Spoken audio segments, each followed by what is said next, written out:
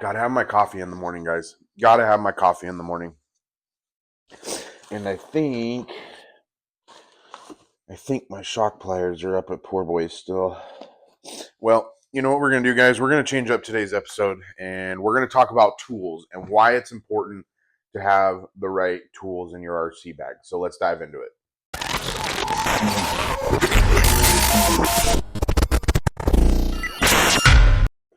What's going on, guys? Walter with the RC Addiction Vlog. Guys, welcome back to the RC channel. Welcome back to the RC Vlog.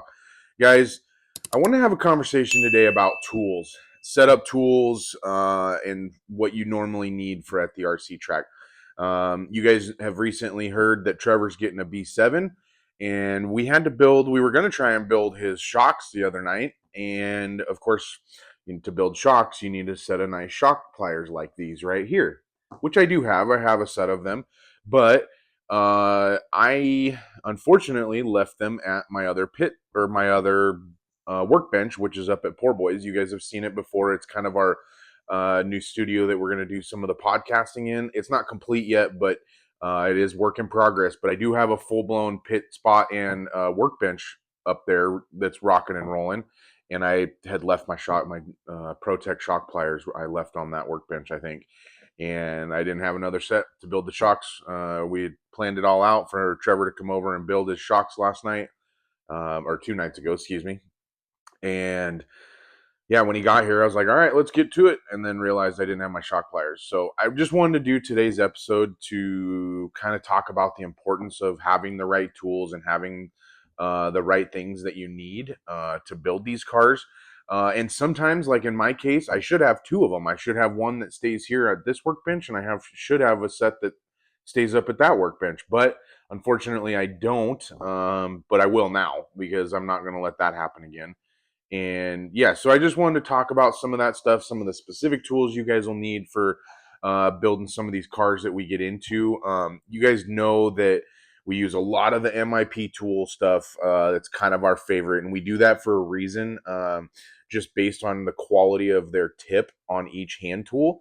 They don't allow you to strip out the heads of all of your hex head bolts on your buggies and your short course trucks and your bashers.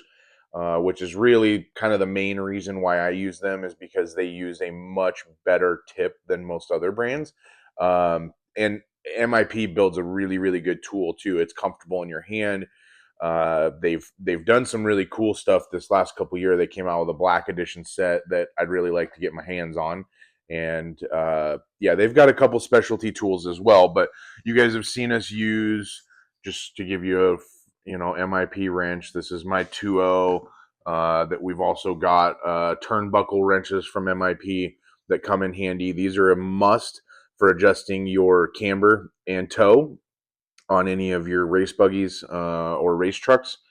You will need one of those, and the size will depend on what size turnbuckles you have too. So that's another one. The other one that we do a lot of is the ball cup ends or the speed tips.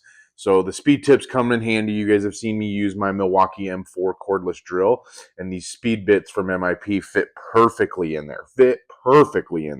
And so, yeah, that's another reason why we use the MIP stuff. It's good quality stuff. So, yeah, this is just kind of bringing awareness to the tool stuff, guys. We've been building our tool collection for a while now, and like I said, we still don't have either multiples of what we need or what we should have, and there's some tools that we don't have that we should have. So we're still getting that collection going, or the tool collection going, but it's a timely process. So I just wanted to kind of fill you guys in on why you need some of these tools, because, like, for instance, those shock pliers, it makes putting your shocks together an absolute nightmare if you don't have those. I had to do it without a set of shock pliers for my B7, and definitely do not recommend that. Absolutely do not recommend it. Because it takes way too long, and then B, when you don't have the proper tools, you run the chance of damaging parts like your shock shaft when you're trying to hold on to it to put the eyelet on. If you're holding it with like a set of vice grips or needle nose, trying to squeeze it too tight, you're going to ruin the shock shaft. You'll either gall it up with the teeth on the needle nose, or you'll possibly bend it because it's not holding it straight when you're trying to screw on the shock eyelet or the valve on the one side. So guys, there's very, very specific reasons on why you need these tools, and I just wanted to kind of highlight those today and let you guys know the tools that I'm talking about. I will have a link down below, so if you guys need to pick any of this up, there'll be an main link below. And yeah, guys, it's so important to have the correct tools because it cuts your time down, it makes the build process easier, and make sure it gets done the right way the first time. And those are probably the three most key reasons why you want to have the correct tools, because we don't want to be having issues mid race with the buggy or the shocks or anything that we assembled on the car. And so that's why we make sure that we spend lots and lots of time Loctiting screws, cleaning stuff, making sure the fit and finish is absolutely perfect before we actually put this thing together and throw it down on a track. So that's it, guys. It's like I said, it's just important. It's very important. There's a lot of different tool brands out there. I am just going over the ones that I like and the ones that I stick to because I know they work. So if you guys are interested in any of those, like I said, the links will be down below if you need anything that I'm using on my workbench today. The it's crazy to think on how important some of those tools are. It's like the other night when we needed to build those shocks, like we didn't build them. We just didn't do it because I would rather have those shocks or those shock pliers than to try and attempt it like I did for my B7. So we weren't going to do that. We scrubbed the idea of building the shocks the other night. We finished building a couple other things on the buggy and got it wrapped up. We've got most of our electronics all here, which is pretty cool.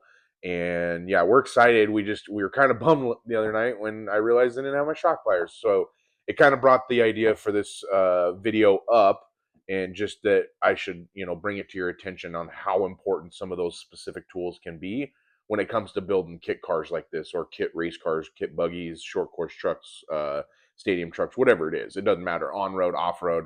The tools are very, very necessary and very important to building a correct kit. So guys, as always, we appreciate you watching. Make sure you smash that like button down below. I think it's in this corner. Anyways, and make sure you subscribe to the channel. You guys saw the video the other day. We dropped a video showing that we hit over 10,000 subscribers on the channel, and now the roller coaster just keeps on going, guys. We just saw some videos or pictures this morning too of old Pickle Rick's EBRC Raceway is coming together nicely. We still haven't had a chance to make it up there to see the facility before it opens, but we will. Don't worry, Rick, we will. If you're watching all the way to the end of this video, we will make sure to get up there. So make sure you shoot us a text as well about what the schedule's like too for that. So guys, as always, we're releasing content every day, and we appreciate you watching, and we will see you next time.